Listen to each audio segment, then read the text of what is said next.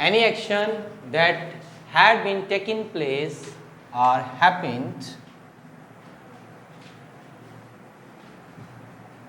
in the past time before another action is called past perfect tense. कोई भी ऐसा काम जो माजी में हो चुका, वाक़े हुआ किसी दूसरे काम के वाक़े होने से पहले, ऐसे टेंस को आप क्या कहते हो? पास्ट परफेक्ट टेंस कहते हो। आम तौर पर अगर उर्दू में समझना हो तो इसकी पहचान क्या होती है?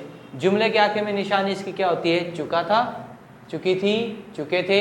यानी सेंटेंस में जब आप जुमला बनाओगे तो उसकी निशानी क्या होती है? ने के बगैर जुमला बनता है। जैसे अहमद आम खा चुका था, यहाँ पे ने का जिक्र नहीं है। ने क्या होता है? दूसरी निशानी इसकी क्या है? कर लिया था, चुके, चले गए थे, खा लिया था, ठीक है, ये निशानी आती है। लेकिन उसके आखिर उसके जुमले में निशानी क्या आती है? उसमें इस्तेमाल क्या होता है? आपका ने होता है। बिल्कुल यही जुमला हो, इसको अगर हम बनाए तो उसको ऐसे भी लिख सकते हैं, अहमद ने आम खा लिया था, ये भी जुमला सही है। अहमद आम खा चुका था, ये भी जुमला सही है। दोनों का सेंटेंस इंग्लिश में एक ही बनता है, ठीक है। अब फ़र्क क्या है कि अहमद आम खा चुका था, इसमें ने का जिक्र, ने अहमद ने का जिक्र नहीं है। लेकिन जब ने आएगा, अहमद ने आम खा लिया था, जब ने आ रहा है तो लिया था आ रहा है, जब ने नहीं है तो चुका था नहीं आ रहा है, ठीक है। ये भी जुमला सही है, ये भी सही है। पहचान उर्दू में इसकी दो हैं, ठीक है। दूसरे नंबर पर, जब हसन पार्टी में आया या पहुंचा तो सजावल पहले ही जा चुका था या सजावल जा चुका था। पहले ही जा चुका था, ये भी सही है, या सजावल जा चुका था, ये भी सही है। जब हम पहले ही इम्तिहान की तैयारी कर चुके थे, यानी आप उम्मीद से पहले कोई काम पहले ही तैयारी करके बैठे हुए थे। ऑलरेडी इस्तेमाल करते हैं यहाँ पे हम। जब जहाँ पर आता है वहाँ पे हम क्या इस्तेमाल करते हैं? व्हेन। और पहले ही बिल्कुल ऑलरेडी है, ठीक है। और चौथा सेंटेंस, जैसे मेरे आने से पहले वो जा चुके थे, यानी एक एक्शन परफॉर्म होने से पहले कोई दूसरा एक्शन परफॉर्म हो, यहाँ पर आप इस्तेमाल क्या करते हो? बिफोर। ऐसे सेंटेंसेस को आप क्या कहते हो? Past perfect tense. किसी दूसरे काम के होने से पहले कोई काम हो चुका हो, ऐसी कंडीशन में आप इस्तेमाल क्या करते हो? Past perfect tense. आमतौर पर इसकी उर्दू में निशानी क्या है? चुका था, चुकी थी, चुके थे, ठीक है। ये क्लियर है यहाँ पे कॉन्सेप्ट। दूसरे नंबर पर आपके आ जाते हैं रूल्स। क्या आ जाते हैं हम? रूल्स। रूल्स में पहले नंबर पे क्या चीज़ है आपकी? Helping verb. हेल्पिंग वर्ब आपके इसमें क्या होगा? हैड होगा। प्रेजेंट परफेक्ट में आपका क्या था? हैज और हैव था। उन दोनों की पास्ट फॉर्म आपकी क्या होगी? हैड। हैड किसके साथ इस्तेमाल होगा? With all nouns as a subject and a pronouns. Pronouns के साथ इस्तेमाल करोगे आप, ठीक है, एज अ सब्जेक्ट के तौर पर। और ये पॉजिटिव, नेगेटिव, इंट्रोगेटिव तीनों में इस्तेमाल करते हैं हम, ठीक है। दूसरे नंबर पे क्या है इसमें याद करने का? तो क्या है? वर्ब। वर्ब की कौन सी फॉर्म इस्तेमाल करते हो इसमें? थर्ड फॉर्म इस्तेमाल करते हो। क्या कहते हो? थर्ड फॉर्म, जिसको आप क्या कहते हो? पास्ट पार्टिसिपल कहते हो, ठीक है। जैसे गो, वेंट, गॉन, गोइंग। जैसे कुछ वर्ब के आखिर में क्या लगाते हो आप? ईडी लगा देते हो। प्ले, प्लेड, प्लेट, प्लेट, और सॉरी यहाँ पे आ जाएगा प्लेइंग, आईएनजी। और कुछ ऐसे वर्ब होते हैं जिनकी तीनों फॉर्म सेम ही होती है, जैसे हर्ट, हर्ट, हर्ट, और फिर क्या होगा? हर्टिंग। क्लियर है? तो ये आपकी क्या होगी? फर्स्ट, सेकेंड, थर्ड, और ये होते हैं आपके फोर्थ फॉर्म। इसमें आप कौन सी फॉर्म इस्तेमाल करते हो? पॉजिटिव, नेगेटिव, इंट्रोगेटिव तीनों सेंटेंसेस में थर्ड फॉर्म इस्तेमाल करते हो। ये फॉर्म आपकी इस्तेमाल होती है।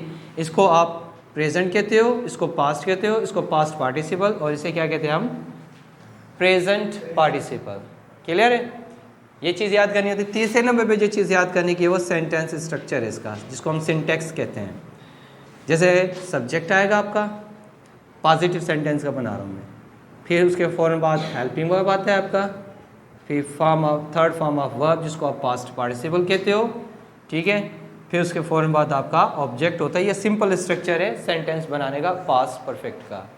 जैसे मिसाल के तौर पर अहमद आम खा चुका था या अहमद ने आम खा लिया था। थर्ड स्टेप हमारा ट्रांसलेट यानी इस्तेमाल करने का, यूसेज का है। उसमें हम क्या करेंगे, अहमद आम खा चुका था या अहमद ने आम खा लिया था, तो क्या कहेंगे, अहमद हैड, खाने को आप क्या कहते हो, ईट। ईट से क्या हो जाएगा, थर्ड फॉर्म क्या है, ईटिन। ईट, एट, ईटिन, थर्ड फॉर्म ईटिन आ मैंगो। अहमद आम खा चुका था। अगर ज़्यादा खाए हैं तो आप क्या करोगे, ईटिन मैंगोस लगा दोगे, ठीक है। अब हमें पता नहीं है कि यहाँ पे ज़्यादा है या कम है, ठीक है। अहमद आम खा चुका था, अहमद हैड ईटिन मैंगोस लगाओ, इसको फर्स्ट कर लेते हैं। अब नेगेटिव बनाना हो तो हमने एक रूल पढ़ा था, किसी भी टेंस का, किसी भी सेंटेंस का नेगेटिव हो, चाहे मॉडल वर्ब से हो या हेल्पिंग वर्ब से, नेगेटिव बनाना है तो हेल्पिंग वर्ब के बाद नॉट लगाओ, नेगेटिव। हेल्पिंग वर्ब को सेंटेंस में पहले रखो सब्जेक्ट से पहले, तो वो आपका इंट्रोगेटिव बन जाता है। यहाँ पर हमें पहचान करनी कि आपका हेल्पिंग वर्ब क्या है, हेड है। हेड के बाद आप अगर नॉट लगाते हो और सारा सेंटेंस सेम रखते हो तो क्या बन जाएगा आपका, negative. Ahmed had not eaten mangoes, Ahmed आम नहीं खा चुका था। अगर इसका सवालिया बनाना हो तो क्या करेंगे, हम हेल्पिंग वर्ब को पहले रखेंगे, हैड अहमद ईटिन मैंगोस। क्लियर है बात? ये इंट्रोगेटिव है। अगर इंट्रोगेटिव नेगेटिव भी बनता है, चौथा सेंटेंस इसका बनता है सेंटेंस, तो आप क्या करते हो, हैड अहमद, फिर नॉट आ जाता है यहाँ पे, क्या आ जाता है, नॉट आ जाता है, नॉट। उसको आप इंट्रोगेटिव नेगेटिव सेंटेंस कहते हो। जब हसन पार्टी में आया या पहुंचा तो सिजावल पहले ही जा चुका था। अब यहाँ पे दो चीज़ों के ऊपर बात हो रही है, यानी दो एक्शन परफॉर्म होने थे, एक एक्शन से पहले दूसरा एक्शन परफॉर्म हुआ है, ऐसे ही है। ऐसे सेंटेंसेस को हम किस में लिखते हैं, क्लॉज में लिखते हैं। किस में लिखते हैं हम, क्लॉज में। Past perfect, past perfect tens plus before या व्हेन, आमतौर पे जो बनता है वो बता रहा हूँ मैं, जो जनरली मशहूर है। पास्ट परफेक्ट प्लस बिफोर या व्हेन प्लस पास्ट इंडेफिनिट, ठीक है। ये आपका स्ट्रक्चर है, किस में आएगा, किस में फॉल करेगा, ये क्लास बनता है। ये क्या बनता है, क्लास में फॉल करता है। जब हसन पार्टी में आया या पहुंचा तो सिजावल पहले ही घर जा चुका था, या मेरे आने से पहले वो जा चुके थे। यहाँ पे भी दो एक्शन हो रहे, तो बिल्कुल इसी तरह लिखे जाएंगे। तो सिजावल पहले ही जा चुका था। ये सेंटेंस हमें बता रहा है कि किस में है, ये पास्ट परफेक्ट में। किस में है, पास्ट परफेक्ट में।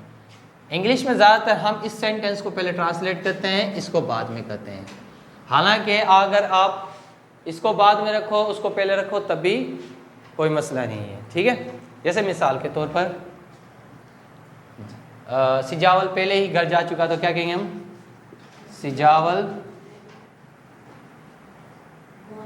had already gone home।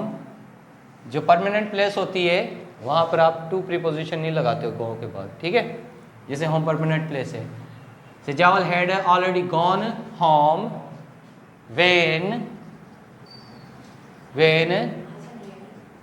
Hasan, past simple tense में लिखे, Hasan arrived at the party, ठीक है। ये भी सही है आपका। यहाँ पे आपने एज अ सेकेंड फॉर्म इस्तेमाल किए फॉर्म, या एज अ थर्ड फॉर्म इस्तेमाल की है। ये हैड जो होता है आपका पॉजिटिव नेगेटिव में इस्तेमाल होता है, इंट्रोगेटिव में भी। पास्ट इंडेफिनिट में आपकी सिंपली सेकंड फॉर्म इस्तेमाल होती है। क्लियर है? अब क्या है यहाँ पर, इसी सेंटेंस को आप रिवर्स में लिख सकते हो, जैसे when Hasan arrived at the party. इसी सेंटेंस को आप उठाकर आगे भी लिख सकते हो। क्या हो जाएगा फिर, Sujawal had already gone home. अब इसका नेगेटिव कैसे बनेगा आपका? नेगेटिव और इंट्रोगेटिव दोनों पास्ट परफेक्ट में बनते हैं। Sijawal had not